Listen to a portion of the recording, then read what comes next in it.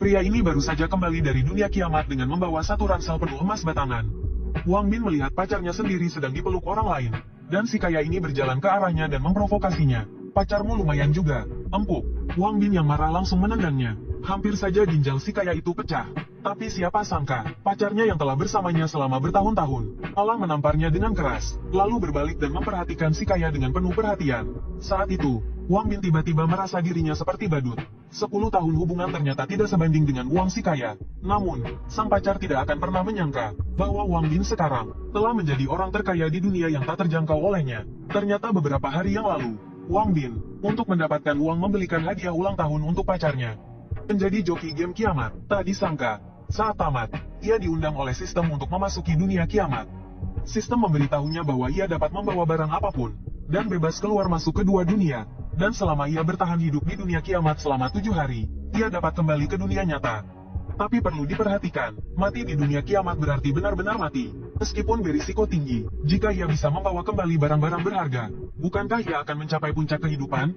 Demi membuat kekasihnya tersenyum, Wang Bin memutuskan untuk berjudi. Sistem hanya memberinya waktu 2,5 jam untuk mempersiapkan perbekalan. Tapi di saat-saat kritis, dompetnya kosong. Mau tak mau, ia harus meminta bantuan teman sekamarnya. Tanpa banyak bicara, kedua sahabat itu mengeluarkan semua uang mereka. Benar saja, di saat seperti ini, sahabat sejati sangat bisa diandalkan.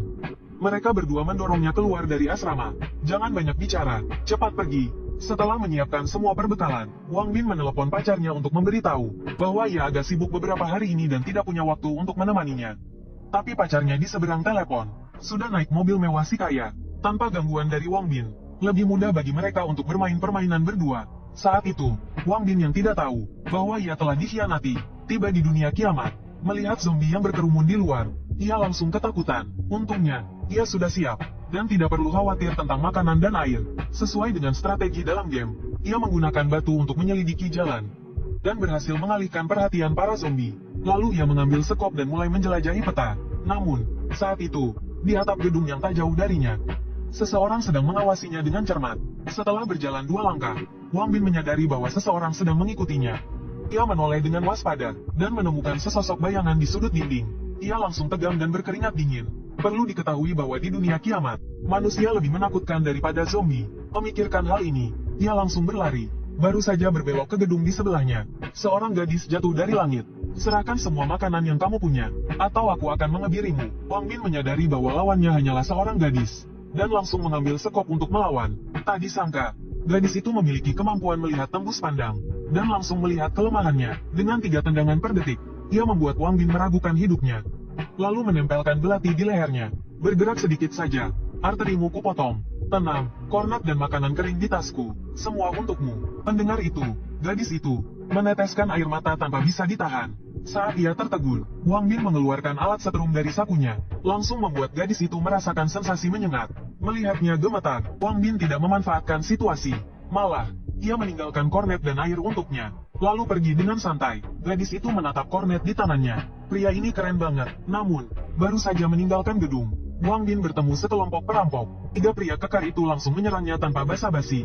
Setelah melukai salah satu dari mereka, Wang Bin langsung kabur. Lepas dari mulut harimau, masuk ke mulut buaya. Kiamat ini benar-benar menegangkan. Saat berlari, ia terjebak di jalan buntu. Serius, Tuhan, jangan begini. Ketiga pria kekar itu mengejarnya dengan niat buruk. Berani melukai orang-orang geng kepala harimau?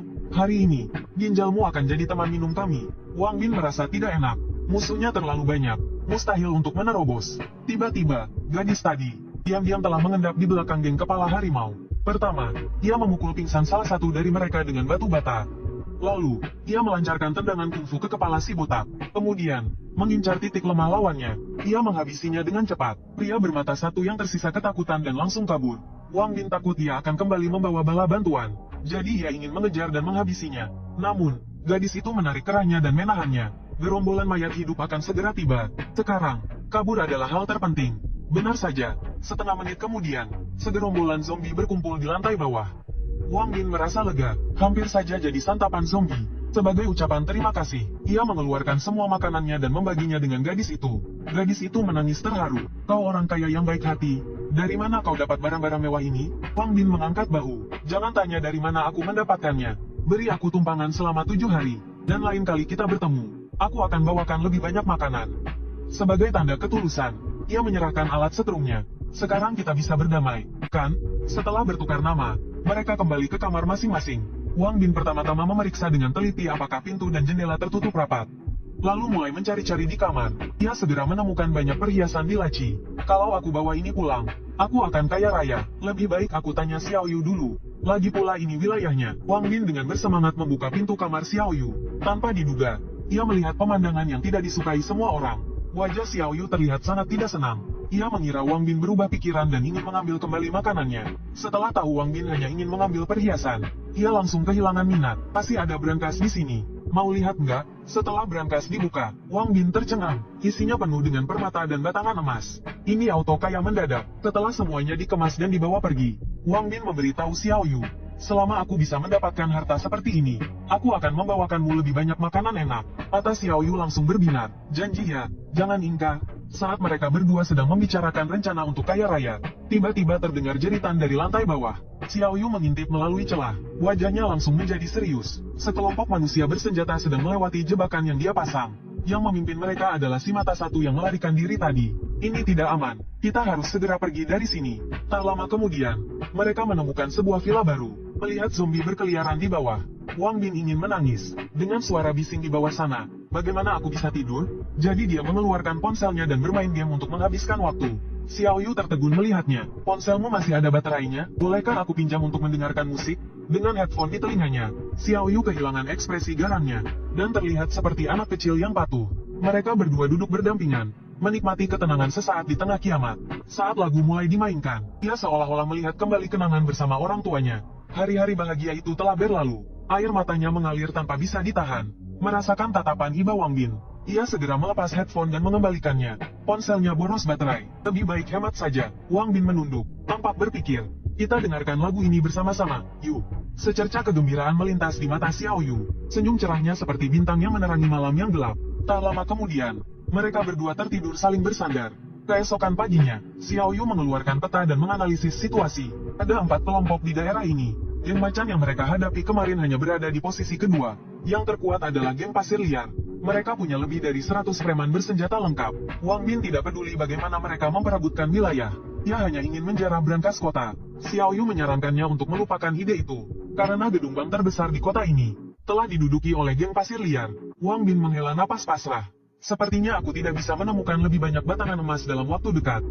Karena geng macan masih mencari mereka. Mereka berdua bersembunyi di villa selama beberapa hari. Tak terasa, tiba saatnya Wang Bin kembali ke dunia nyata.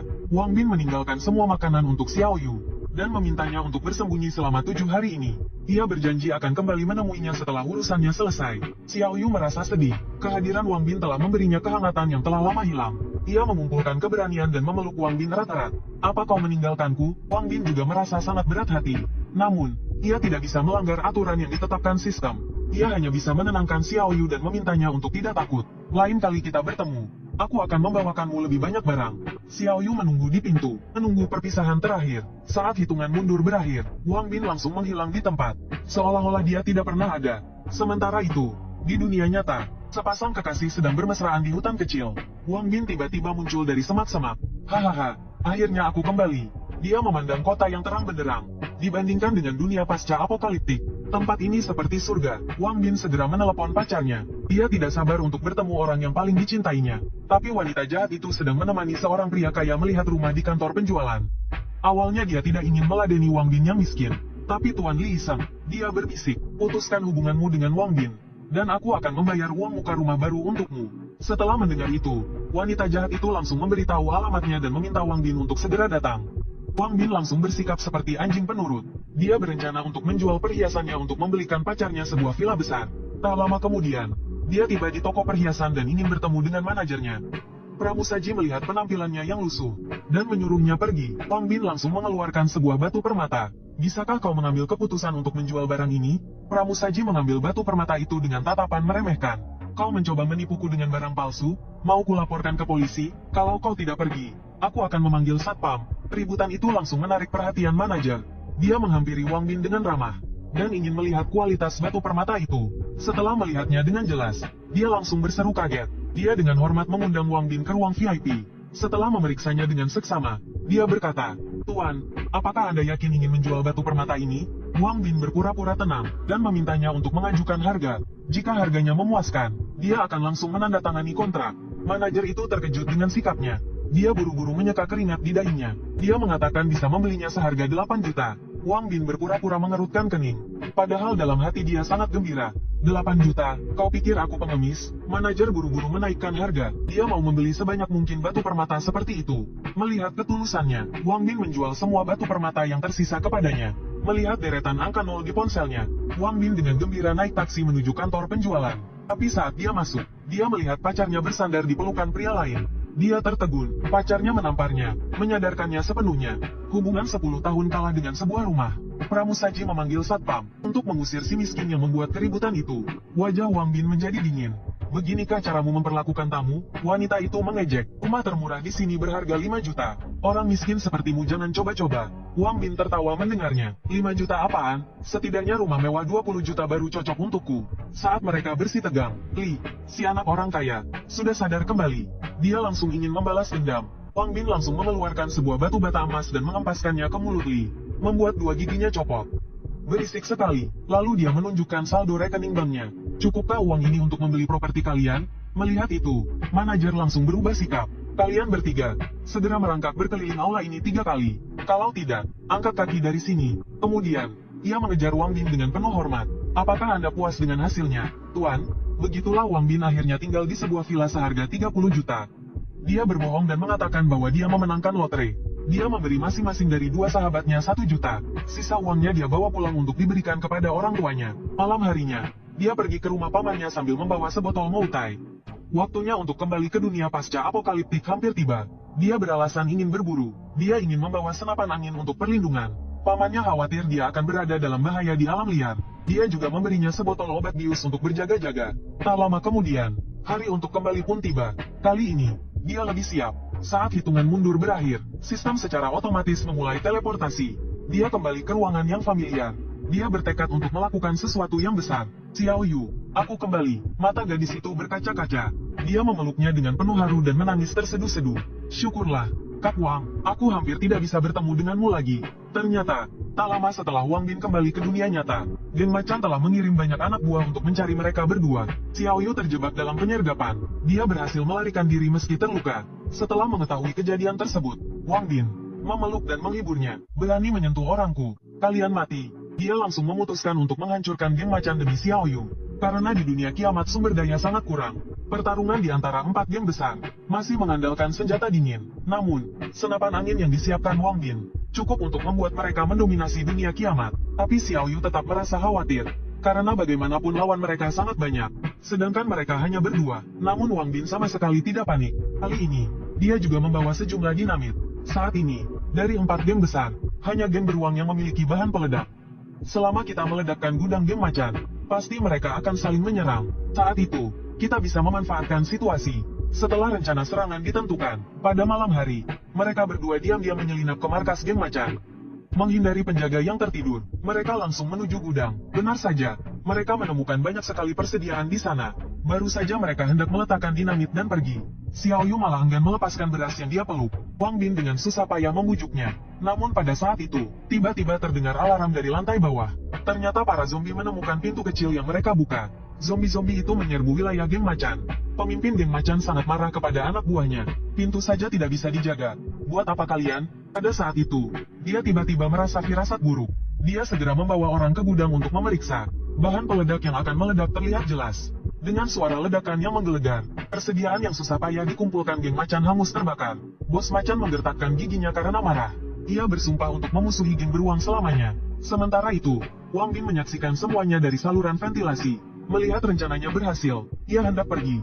Namun, saat ia melompat turun, Xiao Yu menyadari ada yang tidak beres. Detik berikutnya, segerombolan zombie tiba-tiba menyerbu masuk dari pintu. Tenaga tembak mereka berdua tidak cukup untuk menahannya. Xiao Yu memutuskan untuk mengalihkan perhatian zombie sendirian. Namun, di tikungan, dia bertemu dengan anak buah Geng Macan. Anak buah itu langsung mengenalinya. Saat hendak berteriak, Xiao Yu menembaknya. Namun, karena ragu sesaat, zombie sudah menerjangnya. Wang Bin pun tidak lagi bersembunyi. Ia menebas zombie itu dengan pedangnya, langsung memenggal leher zombie tersebut. Meskipun sudah sering melihatnya di game, menghadapi zombie sungguhan tetap membuatnya merinding. Demi bertahan hidup, dia harus berjuang. Untungnya, jumlah zombie di belakang tidak banyak. Saat kembali ke markas, mereka berdua kelelahan. Xiao Yu yang sedih masih memikirkan beras geng macan. Melihat itu, Wang Bin mengeluarkan banyak camilan. Untuk merayakan keberhasilan rencana, hari ini Xiao Yu boleh makan sepuasnya. Xiao Yu yang lapar seharian makan dengan lahap. Wang Bin terkejut melihat cara makannya yang liar. Dia pun membuka sebotol jus gandum dan mulai minum. Melihat itu, Xiao Yu tak bisa menahan diri ingin mencicipi. Namun, Wang Bin dengan wajah serius berkata, "Gadis kecil, tidak boleh minum ini." Tapi Xiao Yu, dengan marah, membalas sambil memegang dadanya, "Aku sudah tidak kecil lagi." Saat Wang Bin pergi ke kamar untuk berganti pakaian, mata Xiao Yu berbinar dan mengambil jus gandum itu. Dalam sekejap, dia menghabiskan semua stok Wang Bin. Wang Bin hanya bisa menghela napas. Dia hati-hati menggendong Xiao Yu kembali ke kamar. Melihat wajah dan tubuh Xiao Yu, pikiran jahat dalam dirinya mulai muncul. Dia segera menamparkan dirinya sendiri, kemudian lari keluar kamar untuk mengumpulkan karma baik. Setelah dia pergi, Xiao Yu yang pura-pura tak peduli, melihat pintu kamar tertutup dengan sedih. Dia mulai meragukan daya tariknya sendiri. Keesokan harinya, mereka berdua melupakan kejadian canggung malam itu. Mereka mengenakan perlengkapan penuh dan keluar untuk mencari masalah dengan 4 geng besar. Baru berjalan beberapa langkah, Xiao Yu tiba-tiba menghentikan Wang Bin. Aroma daging tercium. Sifat pecinta makanan Xiao Yu langsung terlihat. Tanpa menghiraukan larangan Wang Bin, dia berlari ke arah aroma itu. Mereka mengikuti aroma itu ke atap. Namun, mereka menemukan bahwa geng pasir telah mengepung tempat itu. Tiba-tiba, suara wanita dari dalam gedung terdengar. "Berhenti di situ, jangan bergerak. Kalau maju lagi, aku akan menembak." Pemimpin berambut hijau itu dengan sombong berkata, "Hei, polisi Miao ada di rumah. Ya, berikan separuh makananmu, dan kami akan pergi. Kalau tidak, jangan salahkan kami yang bertindak kasar." Miao Ruyun tahu bahwa menyerah hanya akan membuat mereka semakin berani. Dia segera menembak dan mengenai salah satu kaki anak buah mereka. "Jangan banyak omong, kalau mau bertempur, ayo." Sekelompok penjahat nekat dari geng pasir mengamuk menyerbu ke depan. Penembak jitu juga menembakkan peluru ke arah jendela tanpa henti. Miao Ruyun dan gurunya, Lao Li, hanya memiliki 2 pistol. Mereka tidak bisa menampakkan diri karena tembakan bertubi-tubi. Geng pasir mengamuk hampir menerobos pintu gedung. Wang Bin memerintahkan Xiao Yue untuk membantu. Dengan satu tembakan, penembak jitu musuh berhasil dilumpuhkan. Miao Ruyun akhirnya menemukan kesempatan untuk membalas.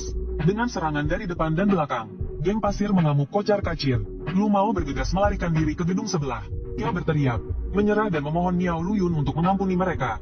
Mereka berdua saling berpandangan, tetapi mereka tidak bisa membiarkan geng pasir mengamuk tahu bahwa mereka bukan sekutu.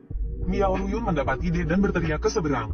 Karena geng pasir mengamuk sudah menyerah, kita ampuni nyawa mereka. Wang Bin mengerti. Baiklah, lepaskan mereka kali ini.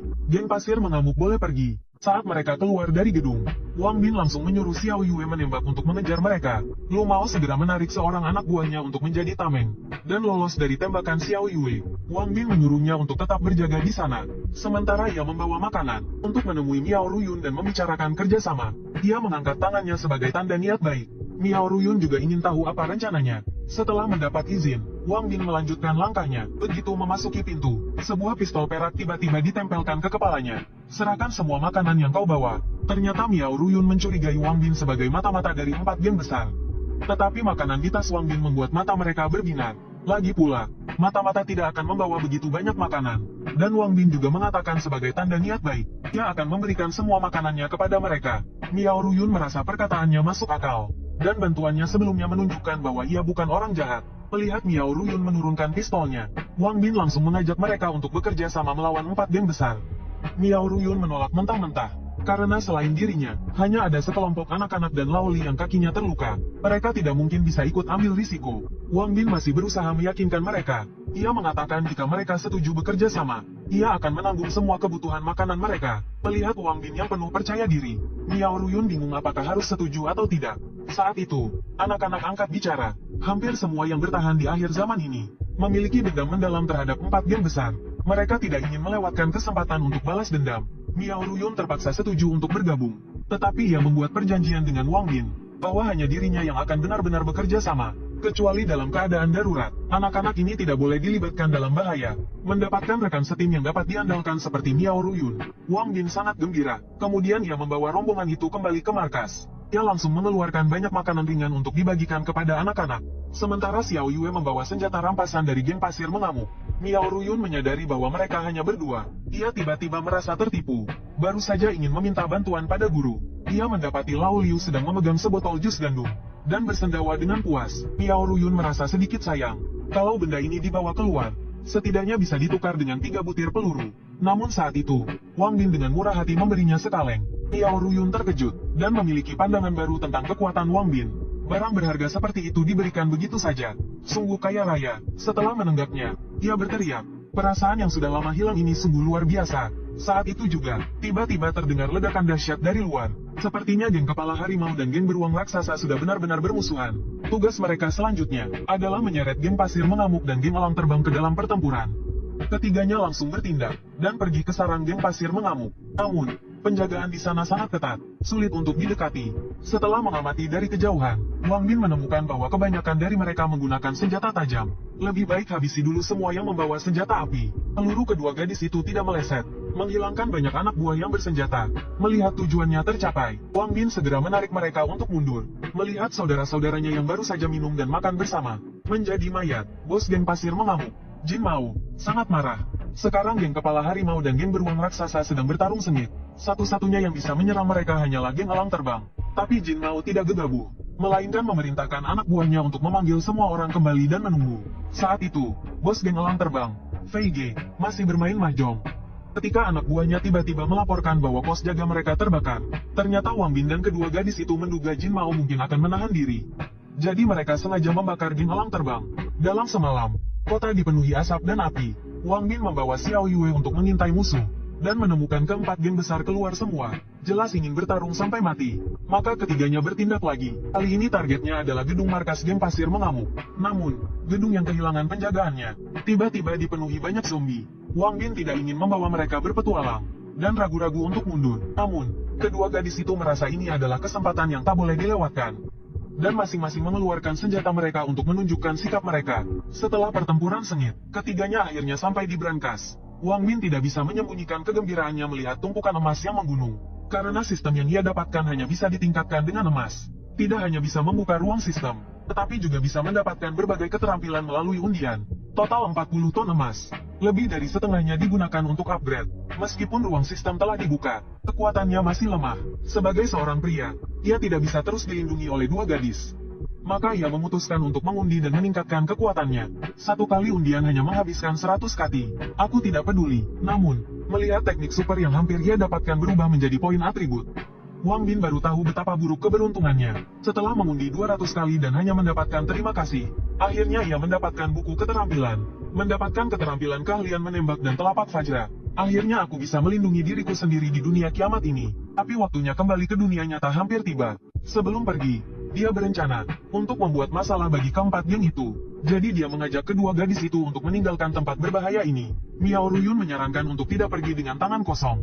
Mereka harus membakar tempat ini sebelum pergi. Namun, Wang Bin menolak ide itu. Dia memutuskan untuk membantu geng elang terbang yang paling lemah. Saat ini, geng pasir mengamuk telah mencapai markas geng elang terbang. Mereka tidak hanya membawa peralatan pengepungan, tetapi juga mengeluarkan senapan mesin berat. Mereka menembaki gedung itu. Geng elang terbang hampir kalah. Menyerah hanyalah masalah waktu. Tiba-tiba, sebuah roket ditembakkan dari atap gedung yang jauh. Ledakan itu membuat geng pasir mengamuk berantakan. Si rambut pirang ketakutan setengah mati. Musuh bahkan punya peluncur roket. Percuma saja bertarung. Wang Bin puas melihat mereka melarikan diri dengan panik. Sepertinya setelah pertempuran ini, keempat geng itu tidak akan mengganggu Xiao Yu dan yang lainnya untuk sementara waktu.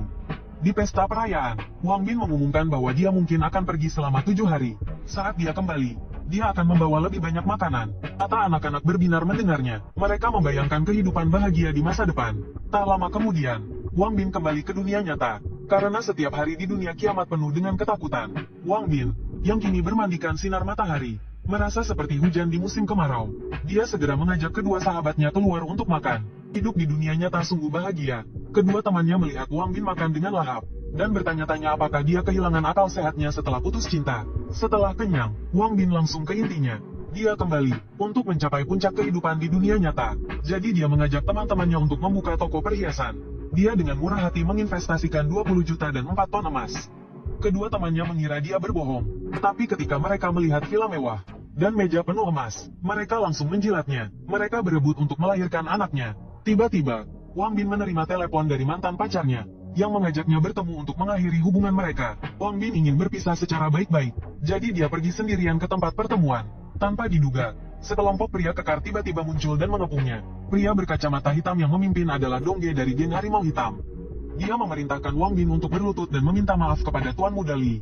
Jika tidak, dia akan mematahkan kakinya. Wang Bin mengatakan tempat itu terlalu sempit. Lalu dia membawa mereka ke hutan kecil. Tapi Dongge tiba-tiba berubah pikiran. Dia ingin menghajarnya sebelum membawanya ke Tuan Muda Li. Sekelompok anak buahnya menyerbu dengan senjata. Wang Bin hanya tersenyum sinis. Telapak Fajra yang kuat keluar dari tubuhnya. Dia akan menguji kekuatannya yang telah ditingkatkan pada mereka. Dia melancarkan satu pukulan penuh kekuatan. Dada si rambut kuning penyok. Dia langsung terlempar 100 meter. Namun, musuh lebih banyak dan tidak bermain sportif. Mereka menyerangnya dari belakang dan melukai punggungnya sepanjang 5 meter.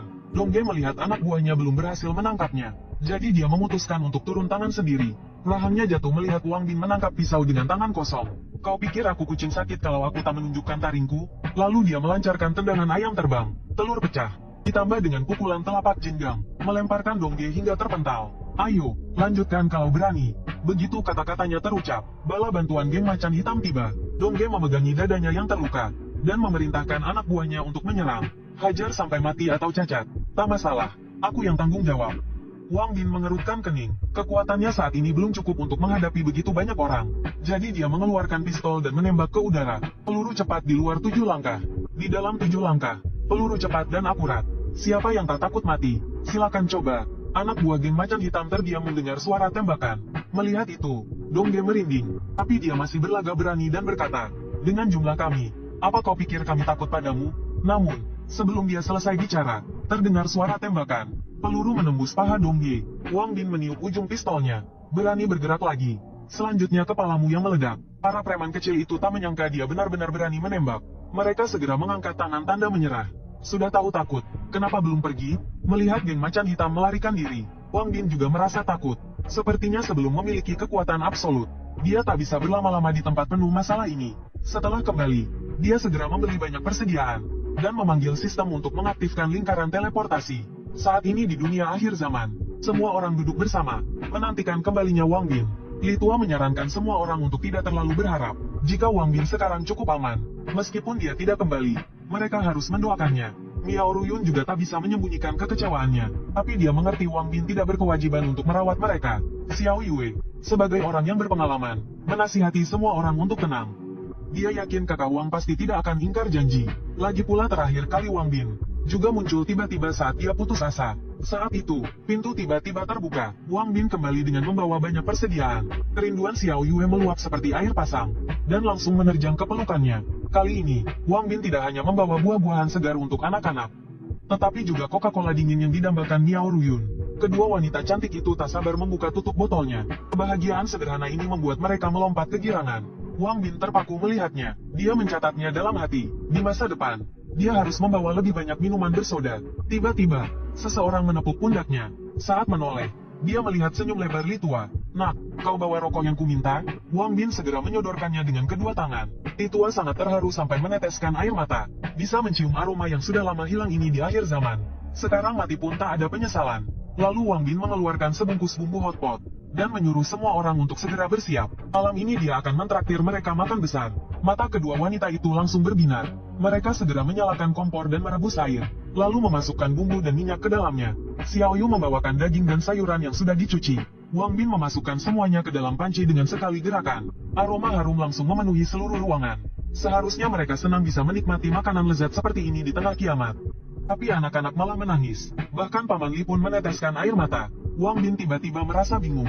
Dia tidak tahu betapa dahsyatnya kiamat ini bagi para penyintas. Dulu mereka dikelilingi oleh keluarga, dan bisa menikmati hidup di bawah sinar matahari. Tapi bencana menghancurkan segalanya. Mereka semua telah melalui banyak kesulitan untuk sampai di sini. Wang Bin tersenyum tipis dan menghibur mereka. Masa lalu tidak bisa dikembalikan.